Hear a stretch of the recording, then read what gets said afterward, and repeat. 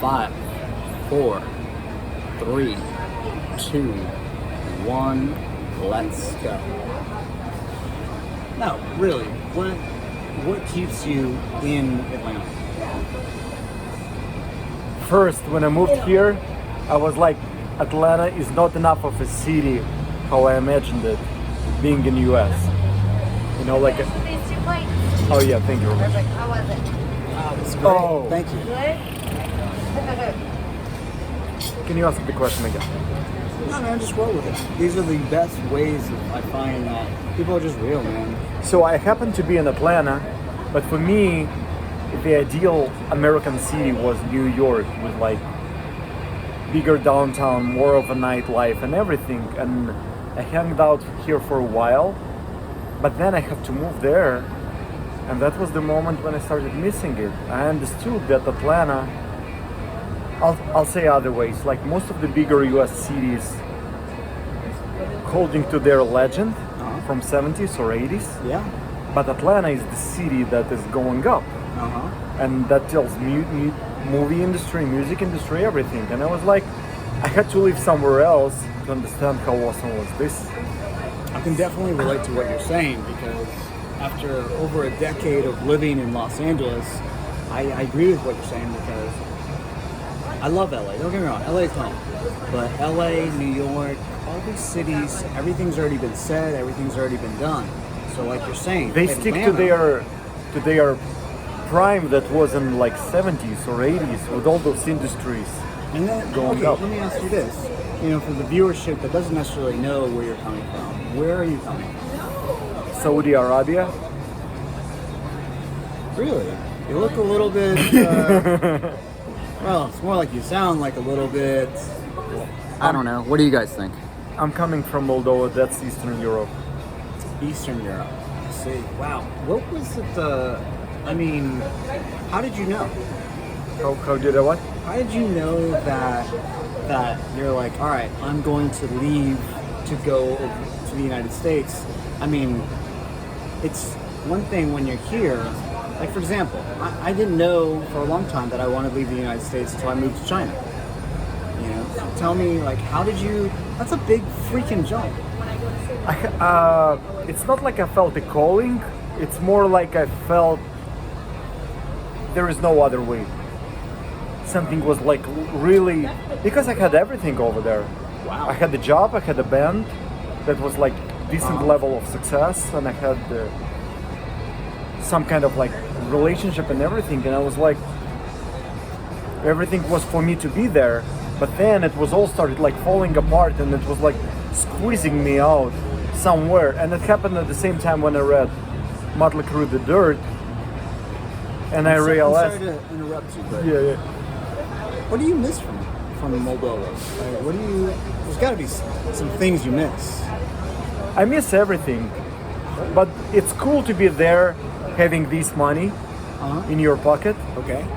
Then How does that change things?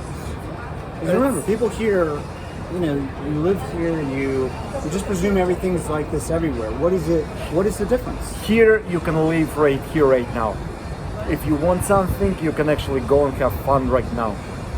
Over there, you have to save to have fun or to have what you want down the road. So you always like delaying your happiness with the time frame. Here, you can actually be a rockstar right now. What is like a great example of that? Like, tell me about your first guitar. What was it like? How difficult? In my country? Yeah. I mean, was that difficult? It to was get- difficult. Yeah, what it was was that difficult. like? It was like I had to actually beg my parents for a while to invest $50 for my first guitar, and it was a big move for my family. So they had to actually take this money from somewhere, from some savings, to actually, and they were all about like, are you sure? Are you sure? Are you sure? Are you sure you need it? And I was like, yes, I need it. But don't get me wrong, I was already an adult. I was 16 years old, so How there's long- no way I could afford it myself. So. How long did it take from the moment that you're like, I want an electric guitar, I want to be a guitar? How long did it take you to get an electric guitar? Because there's, I mean, you may have had like an acoustic or a classical, I don't know, Yeah, I had an acoustic and I wasn't good at all. Oh And wow, You can. that's really hard to hear. It's like, wait, you weren't good? No. I wasn't good at all. I don't have like natural.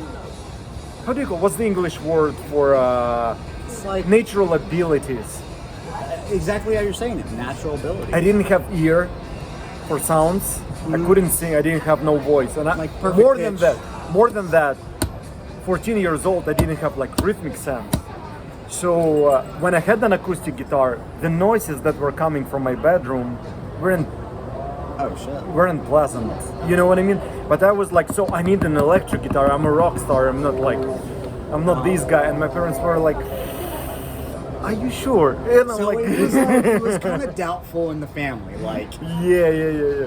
wow.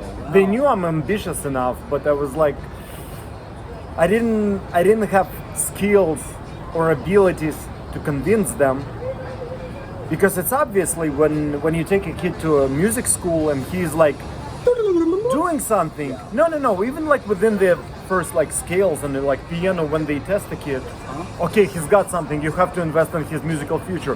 When I was 7 years old, all the music teachers was like, don't torture your kid. They were like, no. And I remember I was an adult, and all those guys who were playing like acoustic guitars, I was way behind them. I couldn't figure it out. And I remember like it was, Is there anything that you utilize, like scales or anything that's native to Moldova, that you learned at that time that you kind of begin to? that thing happened later, when I already could play and I already was pretty confident here. But at the beginning, just to figure out simple tuning and simple thing, it had to do with more of me. You still doing all right here? Yeah, thank you. I'll grab y'all another water. Yep. Thank you. It was, for example, tuning the guitar. I was so upset. I know I played bad and everything, but it was out of tune. So for me to tune it, I spent like evenings on kind of like seeing how those waves go. And you know what I mean? I started feeling it. You have to make it like slower, slower, until they like sounded the same note. So it was like me having that nerdy approach to what is happening with the sound to figure out how it should be tuned.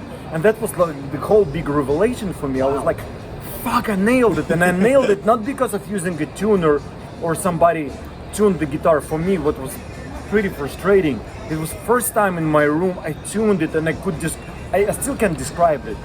But back then it was like, I nailed it. I fucking nailed it. I felt that frequency, and it's after that, all the scales, all the techniques, all the singing, all the like composing, production, it's the same approach. It's kind of like I have nothing.